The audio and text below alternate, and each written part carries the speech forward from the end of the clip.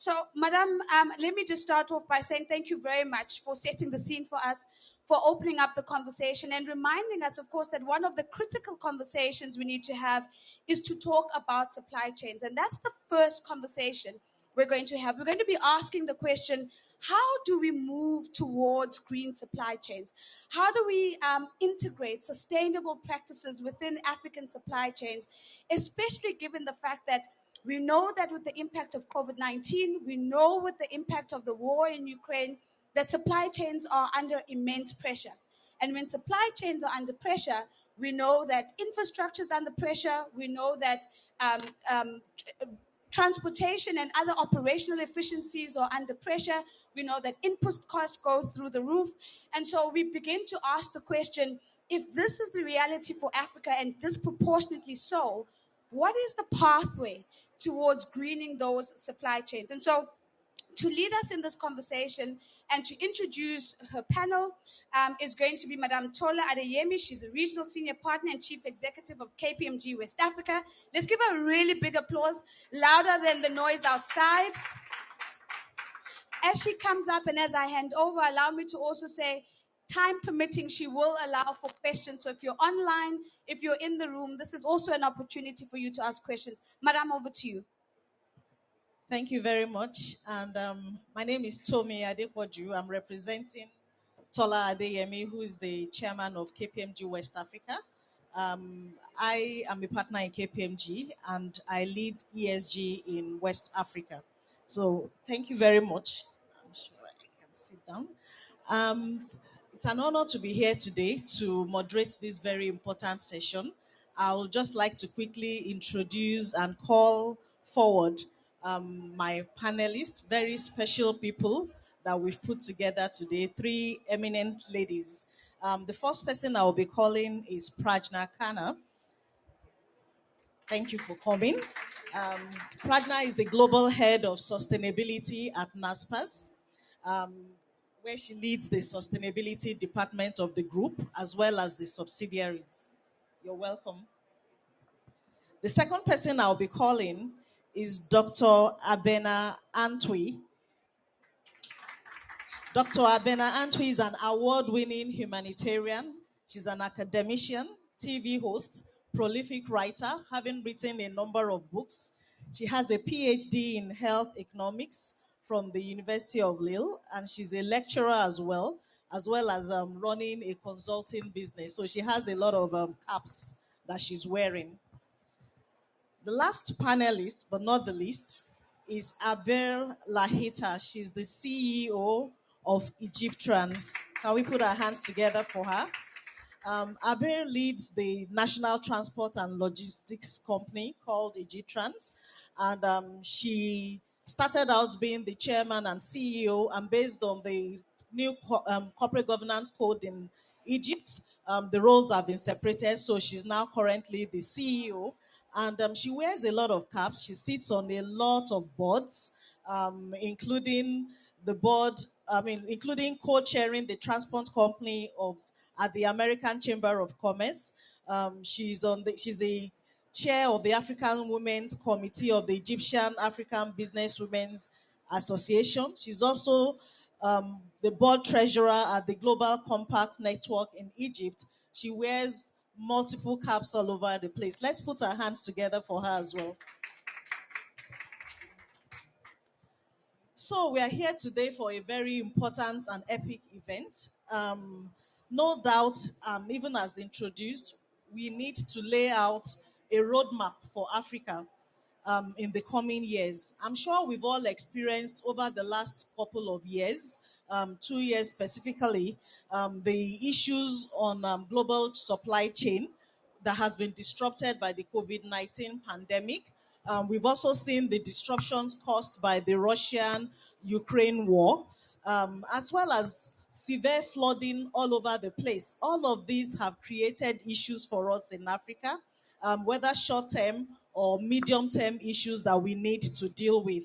In fact, there were a number of statistics I noticed as I was preparing for this session that I would like to share with you all. According to the United Nations, by 2050, The effect of climate change could lead to a reduction in yield of staple foods, particularly rice and wheat.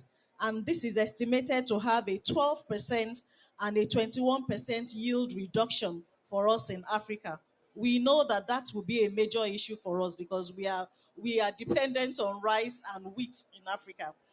There's also another one. One third of the world's drought currently occurs in sub-Saharan Africa.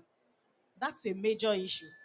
And then we've had severe flooding that's resulted in more than 600 Nigerians, 400 South Africans being killed this year alone, thousands of farmlands and houses being lost because of these floods. And in Nigeria, for example, a company called Olam Nigeria that invested in farmlands, they lost about 10,000 hectares of their rice farm. And of course, they've projected that by December, the prices of rice would rise because they currently contribute about half of the rice being grown in Nigeria. So if they've lost 10,000 acres, you can imagine the effect of that in the food business. And then lastly, the International Labour Organization stated that the COVID-19 pandemic cost the sub-Saharan Africa approximately 13.5 million job working hours. So we've also lost working hours and money. And all of these things are wreaking havoc to our traditional infrastructure and supply chain. And so the question we then need to ask ourselves, how can we build a green supply chain in Africa and make it stable, resilient, and ethical? Those are the questions we need to ask today. And the objective of our session today are threefold. One, we want us to all live here at the end of this meeting with improved knowledge of the growing trends and benefits of a green supply chain in Africa. Secondly, we want us to be aware of the challenges that we face in Africa towards moving our supply chain to be green. And lastly, what kind of solutions are we going to prefer to the questions and the challenges that we have raised? Those are the three things we want to be able to deal with today.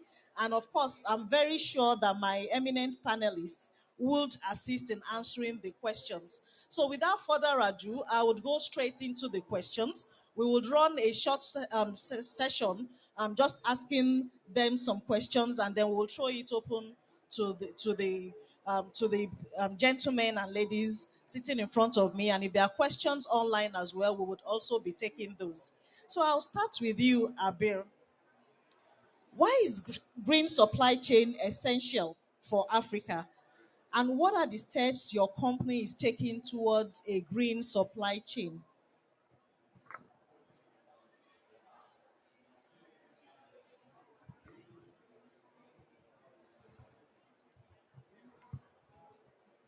Yeah, thank you very much. I'm very, very happy to be here with you. And I think that this is really a vital topic that we're discussing.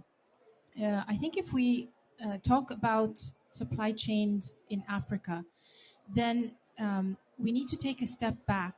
And it's really not just about being green. The most important thing is how do we arrive at a sustainable supply chain? Because sustainable is beyond green. It includes the environmental aspect, it includes the social aspect, and it also includes, in a very vague way, the economic aspect. And I think that's where the challenge is really at. Just to set the stage, in Africa, some of the distinguishing factors are challenges that may not be present in every part of the world. First of all, you have a challenge with infrastructure, because there is a huge gap in the infrastructure that we need. And McKinsey just did a study a couple of years ago where they said that there's a paradox, that in Africa, there is a high demand for projects, and there actually is the appetite and the funding, but the implementation isn't happening. Like about 80% of infrastructure projects don't pass the feasibility and business plan stage. The other really big challenge is the fact that it's an informal economy in a big way, more than 90% of the economy is small businesses that are not necessarily regulated, taxed, etc. And the fact that there are huge trade barriers between the countries themselves. You have so many countries within the continent. There's a lot of customs bureaucracy. There's a lot of difficulty moving goods from one place to another. And so the result is that cost of moving goods inside Africa can be 3 to 4 times as much as in any other place in the world. At the same time, the need on the other side is huge. The potential growth of Africa, really, the sky is the limit. We have a huge population, very young also population, a lot of developments happening in terms of economic growth. And so we need to be able to meet those needs going forward. So I think that's why really a green supply chain is essential, because we will not be able to meet the needs of the market unless we create huge development in the supply chain.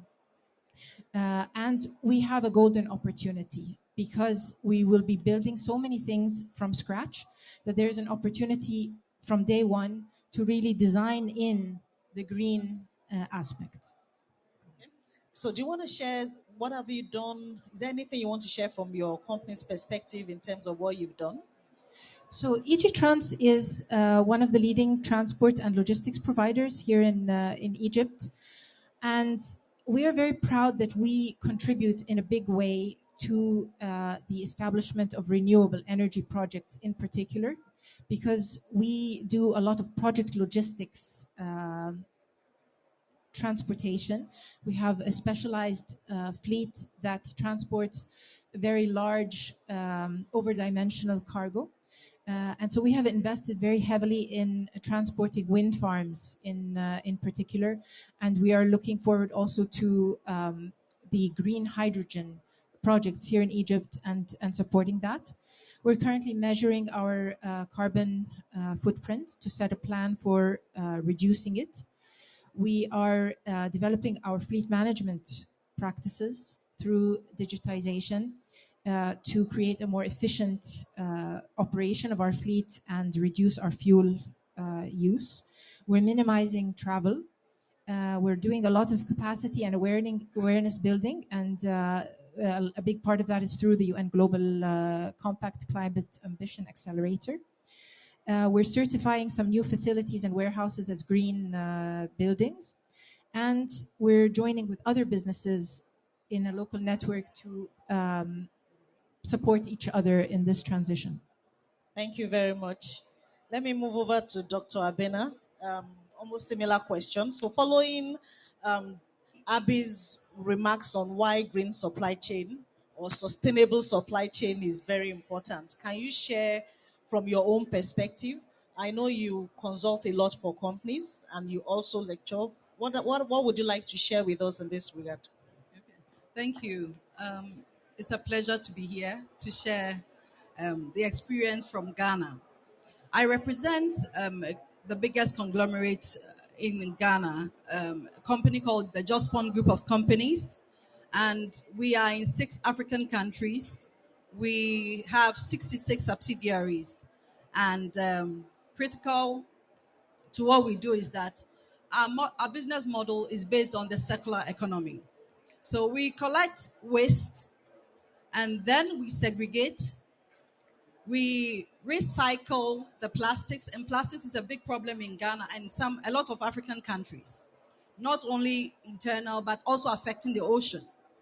So we base our business model on the circular economy, and we have infrastructure developed which represents these different parts of the circular economy. We are in 14 sectors, and we don't only depend on the circular economy model, we also infuse with technology. For instance, our waste collection from house to house, we depend on a payment, a cashless system to collect payments. And our equipment, for instance, for the collection are based on are tracked electronically. Of course, that means a lot of energy efficiency models are used. But why, I'll get to why we need to look at the supply chain situation. And the company I represent happens to be very much interested in this, because if you are, of course, in 6 countries and you employ over 10,000 people and your fleet is huge, there would be a lot of emissions. We have different ways of it. I'll give you a simple model that we use. We have a partnership with institutions, the academia, where a lot of knowledge is domiciled. So we depend highly on research to infuse or to inform our designs. So when you go into a particular factory that we have different edifices. It has been deliberately thought out, the design, our sourcing of inputs, even the people we employ. And we are aiming, of course, we are not at 100% yet, but we are aiming for zero waste, of course. So, for instance, the plastics that we gather from around the different countries in Africa, we reuse them and recycle them into plastic waste bins. And then we distribute them back into households that are not in the culture um, of, um, of collecting their waste appropriately. This is to encourage households to minimize burning, which contributes to the climate change discussion. So, in terms of the business model, it is infused at different levels. We source, and our suppliers are people we are sure, we do the research on them, that in terms of the principles of the United Nations on supply chain, human rights issues, child labor issues, and all of that are considered before we get into any agreement with them. So at that stage, there's a lot of work that goes in there. But back to the issue of why we need this as a continent.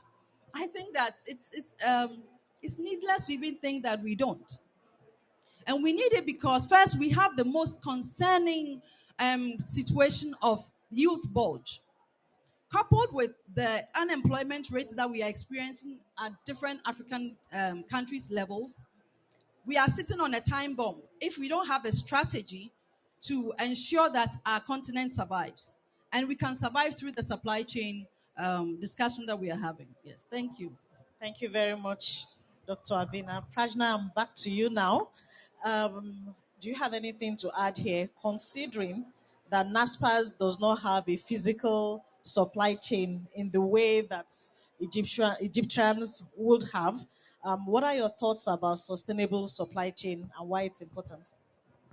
Thank you. Thank you very much. And what an interesting set of panelists to be sitting with. So, what is actually a misconception is that you have to have a physical supply chain to use your procurement power. Because when you have dollars to spend on procurement, you have the ability to influence the people who are your vendors.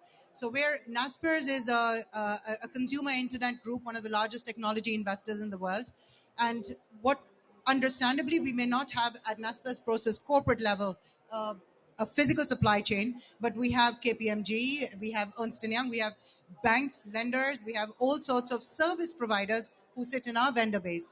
Now, each of them can also move through our engagement strategy with them. So, for example, with our across all our service providers, what we're starting to do is ask them with their invoice that they present to us that they need to not just give us the cost in euros or dollars, but also in carbon emissions.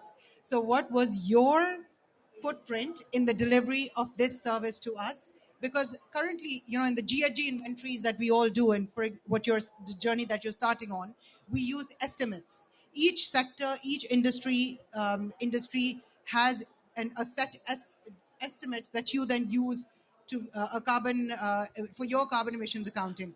However, it's a little bit counterintuitive that we get an audit firm to come in and audit an estimate that we make of their emissions linked to their services to us. So what we're trying to do is really engage with most of our vendor base and start asking them. And a lot of the vendor base, let's say banking institutions, financial institutions, consultancies, they have not necessarily been very robust in communicating their GHG inventory. So we're using the power of our spend to try and push that because once the questions start coming, the inventorization starts, and that's the first step in decarbonization. We also own and run a lot of businesses across the world, and we invest in digital technology platforms, and that lends immediately to the idea of data centers, cloud services. And there's a lot of, I think the IT sector emissions, if I'm not mistaken, are almost equivalent to the aviation sector emissions. So 2% of GHGs, global GHGs, are contributed to by the aviation sector, and the IT sector is at 1.8 and rapidly accelerating. So it's absolutely essential over there as well. So to rethink where responsibility lies. So that's another engagement strategy we have with supporting our businesses to first out map where they are getting their data center power from, and to help them transition their data centers to far more sustainable, so that are using renewable energies more efficient, so they're using less energy, and B, towards use of resource renewable energy to cool them and to run them. So there is opportunity across, whether you have a physical supply chain or not, there's opportunity for all of us. Wow. Thank you so much. That's an interesting one. I can imagine if everybody were pushing their suppliers to start inventorizing their carbon emissions. That's an interesting one. Thank you. I'm back to you, Dr. Abena. What do you think is a major catalyst that's needed to accelerate the journey towards a truly green supply chain? I think there are several actually. I'll think of a few. First is the awareness. We are at this conference where the whole world is supposed to be, but we should be appreciative of the fact that not everybody has access to this platform. And so some of these conversations that we had in Glasgow last year and we are having again may remain in certain corridors that may not necessarily permeate the society that we have. And that's where the action has to take place, at the bottom to climb up. The other catalyst that I see is also with the policy framework. For Africa, we are blessed to have come since 2012 to the point of the Africa Continental Free Trade Agreement, which in Ghana we are blessed to have it as we have the headquarters there. But a lot of work the policy framework has seen a lot of work in the last 18 months, with a lot of countries signing on fully and being committed. And for a continent such as ours, that is one of the biggest hopes we have, to start working together, because we have the resource base. Our market is huge. If the policy works and works well, it impacts an estimated 1.3 billion people. And here we are talking about youth, the youth bulge, and all the challenges that we have. And so, with that policy, for instance, addresses so many concerns: tariffs, port issues, revenues, environmental laws, making sure that there's synergy amongst countries in pursuing an economic trade area agreement. And while some continents have been successful, Africa may be starting, but we started on very well because everybody recognizes the need for us to work together as an economic bloc. And the UN, of course, allows this. I think in the supply chain sustainability principles, it talks about collective bargaining power. And that is what I think for us now, I see as key, as the catalyst to make us move from where we are economically, socially, and environmentally to where we desire to be. And there are some key milestones that 2025, 2035, 2050, hopefully we'll all be here. And so I see it as a space where first governments are committed, secondly businesses are committed. And that's a very good place where we can work together to get the topic or the discussion of sustainability going. Yeah. Very interesting. So the more we implement AFCA, the faster we will be to going into, sustainable supply chain. Abir, I'm coming to you now. In what ways can green supply chains help boost productivity and competitiveness on the continent? Okay, well, I think I'd like to address two sides of the coin from the point of view of business. Um, First of all, there is, what do businesses really need to boost that competitiveness and productivity? And on the other side, what can businesses do? Okay. So, in terms of what they need, I think that we're faced with a big conundrum because there is really in the research, as I was trying to prepare for this panel, there isn't a clear link between economic or financial performance and having a green supply chain as a business. There are some studies that say that if you make your supply chain more green, then you will realize a cost cutting, and you will realize various benefits that hit your bottom line. And then there are studies that say the exact opposite. And that can be a very big challenge for any business that is trying to justify the cost of adopting a green supply chain. So, what we really need, I think, to support businesses towards that is to have some clear measures.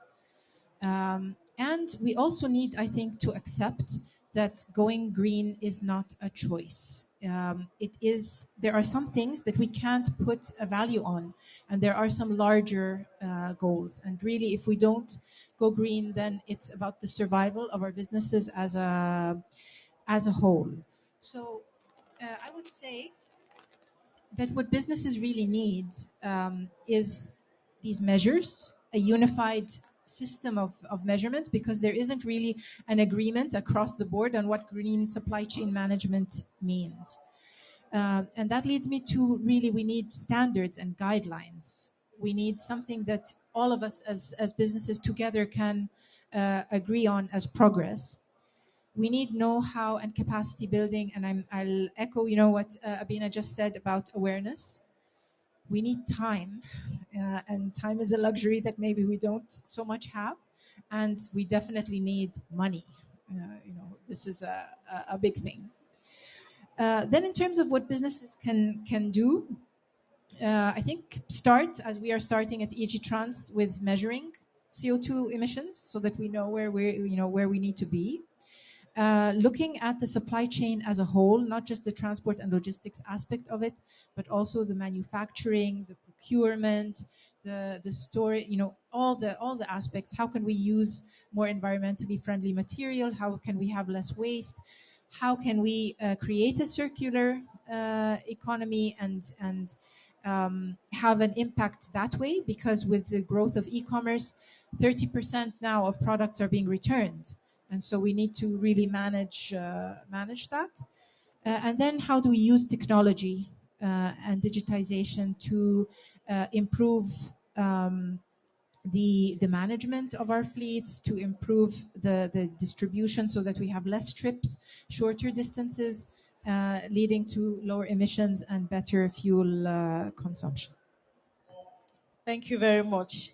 When you mentioned packaging materials, I just remembered when I walked in here this morning and I saw this on the floor, I thought it was actually milk that they put on the floor until I looked at it, it was water. So being innovative in packaging our products is extremely, extremely important and crucial going forward. I think this is the first time I'm seeing water being packaged in this in cartons like this. So Prajna, I'm back to you. How can Africa ensure the changes needed for just transition towards green supply chains are made in an equitable way? So building on what Abir and Dr. Abena, what you've been saying about, there's the need for collaborative ecosystems, for the financing, for technology and the know-how and awareness. I think what's very, very critical to understand is that your supply chain is nothing but businesses. Each of them is a business. And for each of these businesses, you need to provide this ecosystem. So this needs to be available for them to transition. And every business has their own supply chain. So when we're talking about just and fair transitions, we had actually a wonderful discussion yesterday about, because of the fact that our portfolio is primarily in the global south, how do you align we've just set science-based targets, how do you align your company's science-based target trajectory to a 1.5 degrees when the enabling ecosystem, let's say in South Africa, the current energy mix is 90% to 5 renewables to gray to green. A business that is operating in South Africa will find it far more difficult to raise cost of capital, enabling infrastructure to transition versus a business in Germany. But the expectations are exactly the same. So it's a 1.5 degree alignment. You all have to follow so the science is the same, but there has to be a nuanced approach. So there has to be, to your point again, there has to be the commercial capital has to be made available to the financing institutions within an ecosystem. So it's not about limited debt, low cost debt to the companies, but first capitalization of the financial institutions themselves. The central bank should be able to raise discounted capital so it can cascade that further in a discounted way. So I think there's a lot that has to be thought through. There also, we have to think about the fact that you cannot put pressure on businesses to immediately transition their entire fleet to electric if the infrastructure doesn't exist, or to move their procurement of their energy for their operations from gray to green, considering, let's take out South Africa again, with 60% plus unemployment rate. If you would decommission a coal fire plant there, how are you, where do we have already the jobs waiting for the green economy? It's going to take a couple of decades to train and skill people up into that, to build the ecosystems for those jobs. So really to recognize the fact that greening your supply chain is not divorced from creating an enabling environment for the decarbonizing of a country level strategy, if that makes sense. Yes, it does. Lots of sense, actually. Yeah, we're running out of time. I think I have just one more question that we would all take within the 5 minutes remaining. So, if I start with Abir again, uh, from your perspective, what do you think businesses should be doing to build a green supply chain or a sustainable supply chain? If you keep it to 1 minute, and then I'll run around. I think learning, measuring, collaborating, and then repeating. Okay, thank you. Measuring, collaborating. Okay. Um, Abina. Thank you. I'll rely on the theme we have: make climate action everyone's business. First of all, we must domesticate this theme where everybody is on board, and it's not just the managers of businesses. And so when it moves to the business side, I would say that we should be a lot more deliberate. We should be a lot more deliberate in our design, in the information we feed our supply chain, different processes.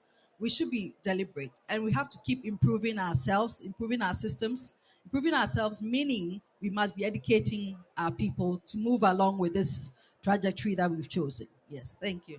Thank you. Prajna. So what we need to understand and really internalize is the fact that it's not just about the technicalities of how you transition your supply chain, but it's actually a capital play. How you use your capital will influence the cost of capital that for you. So if you deploy capital, your procurement spend with clear sustainability criteria embedded into it, you will become more attractive to the capital markets to invest in. You become more investable, and it's a cheaper.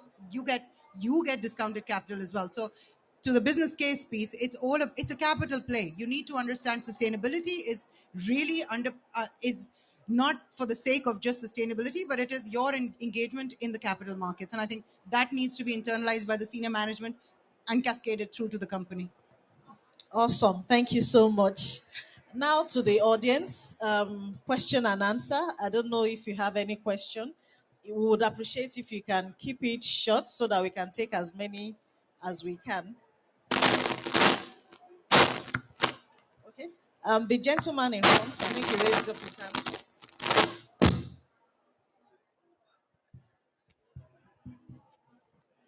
Here, please.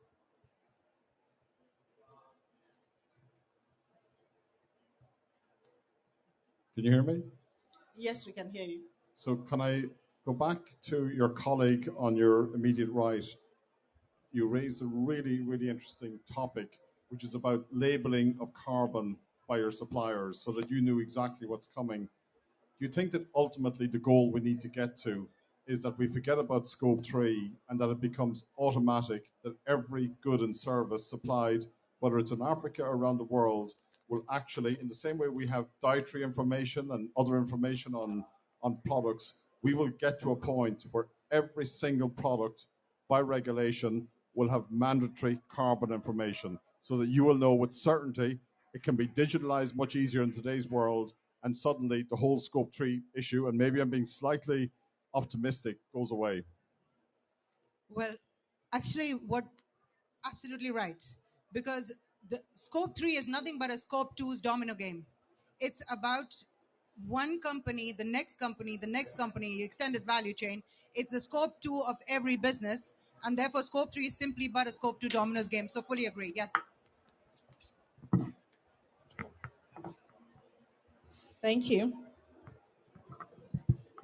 Well, first of all, I'm happy to see Abir Lahita here, great friend and long time one, and a very successful group of company. Now, two things. It's one of the very few event where we men are asking for gender equality. The panel, I would have hoped we have at least one man along with you guys. We receive this every time, just the opposite from women. So one time we need to say gender equality for men. Now the second point is simply what has been said was great. Advancing on climate change, resilience, and using technology, and certainly in supply chain, is really a huge thing. Lot of complexity and very fast moving forward. And what we lack in Africa is having a real solid knowledge base, knowledge hub, where we can share our experiences, our challenges, our regulations, our success stories. So the success story of Abir would be shared with others and vice versa. I think this is something that can be carried on with United Business Africa, where we can establish with maybe UNECA or something, and we can establish a knowledge hub to share such knowledge to move forward much faster. Thank you very much. So I see, if I can say that, and I see UNGC sitting right in front of me. I think why this is actually for the ABLC and the UNGC, an excellent work stream that could be. You're absolutely right. Thank you very much. Thank you. Thank you very much. Any other question? Okay. And while he's trying to ask, I guess this makes you see how we women also feel when we go into the boardroom or management room and we see only gentlemen. Hello. Okay, thank you very much. My question is, I think central to every business are the customers, the consumers. So what if, with all this we're trying to do as business, our customers and consumers decide that they don't like these things? Because we still say that the customer is always right. So what if the consumers and the customers, let's say across Africa, because normally when you want to green your supply chain or bring in sustainability, it might mean an initial higher cost to the customer. So in case our customers decide that they don't really like this, what would businesses have to do since they are central to businesses? Thank you very much. Can I answer this? Yes, please. I think that as we speak on this supply chain issue, we are talking about collective action here. And so let's take maybe a product of this bottle. Let's say all the water we can drink is from these types. The different manufacturers are all here. They have heard the message and we are all implementing a green agenda. The pricing, if you decide not to buy this one, the next one will have it. So the policy space or the message is going to dictate the pricing, and it will dictate the business environment such that those who are leading the green supply chains won't feel victimized by their customers. And so that's why these conversations are important, that we are talking together and acting together in different corners. But a time is coming, say another 5 years, we are not necessarily passing on the cost to the consumer, but every business is doing the same. And then they are backed by the laws that pertain. And so though nobody will feel shortchanged. Thank you. Thank you. I just want to add something. That's the role really of regulation. I think there really needs to be a strong role for regulation so that it's not completely voluntary.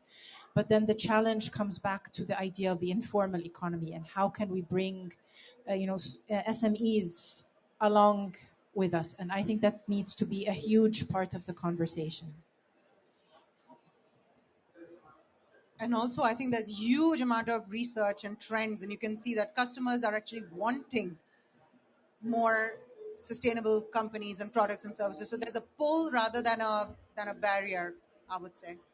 Absolutely. In fact, it's the customers that are dictating the pace. These days, you find people going to the supermarkets, they want to read everything before deciding what to buy. And based on that, the manufacturers then decide, okay, if people are not buying this product, maybe I need to make some changes. So I guess there's still a push even from the customers to the manufacturers. Do we have any additional questions? Yes, please.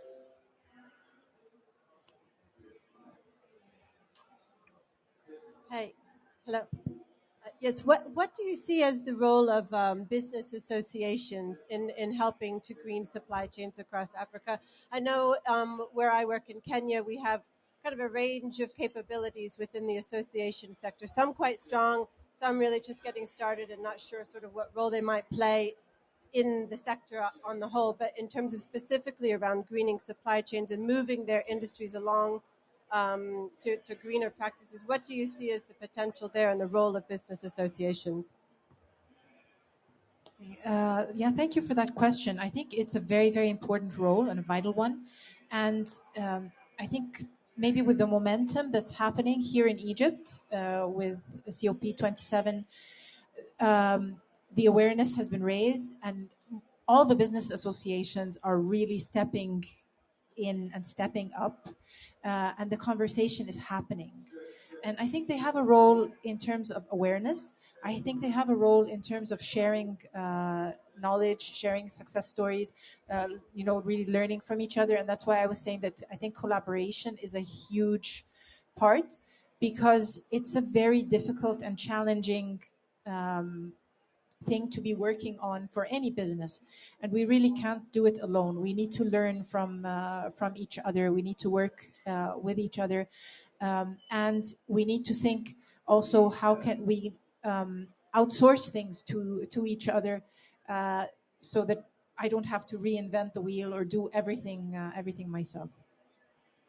Thank you. We have time for one last question. I also don't know if you have any question from the online audience. Can I add on to Okay. what All right. Abiru Thanks. said? I also think that the associations are critical for negotiations. You know, if we are speaking same language, we get to benchmark, the standards are similar, and then we are able to not price ourselves out of the market. But it also helps the informal sector, for instance, if they are part of the association, it's a very difficult part of the business discussion, the informal sector. But if they join an association, it's easier to draw them in, educate them, change their ways, so that we are all moving on the same path of bringing the supply chain together. Yes, thank you. Thank you. Last question, please.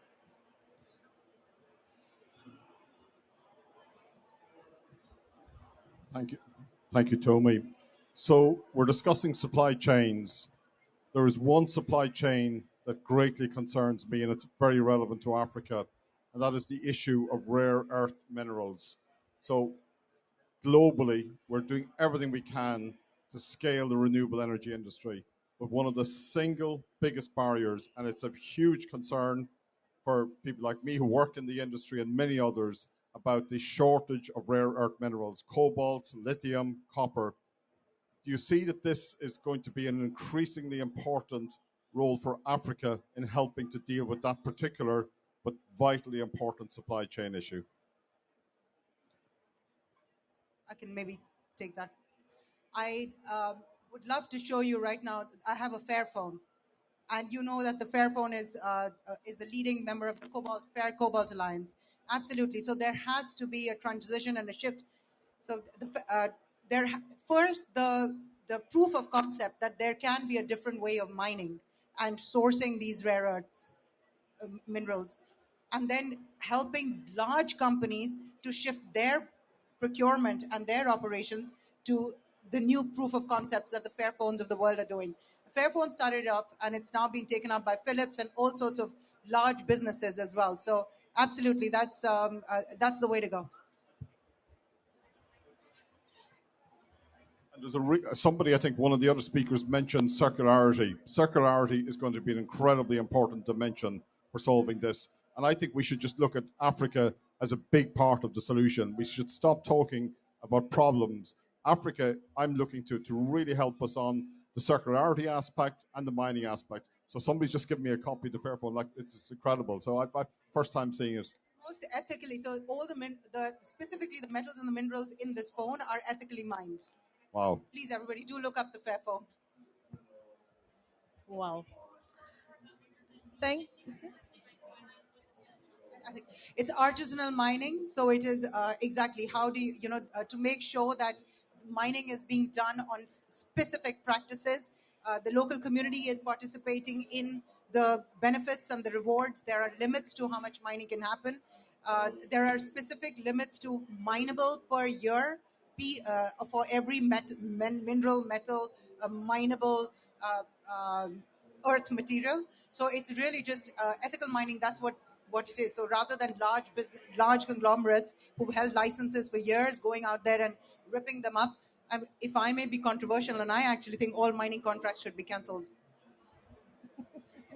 Okay, so I'll add on to that, as you know, even with the ethical mining, even the efforts at reclamation, Yeah. and even when it comes to the community level, because Ghana, we are having issues with our extraction industry, and we are trying to get everybody around the table to talk about the fact that the environment is everybody's concern. So whether you are the big corporates who Madame is advocating that we extract, we cancel out, or at the community level, even the implements in which they are using in extracting. Because once they leave these pits and others around, you might not know what happens, but it all affects us. So it's all these efforts in different parts of the world that's going to save Africa. And even managing the emissions at the end of the day. And by the time you've pulled large holes on the earth, what do you do with them later? Some just leave them and go away, and it's the community that then has to face the issues. So I guess very interesting conversations here today. And I would like to thank you all for being so participative, and also to my eminent panel members. Thank you very much.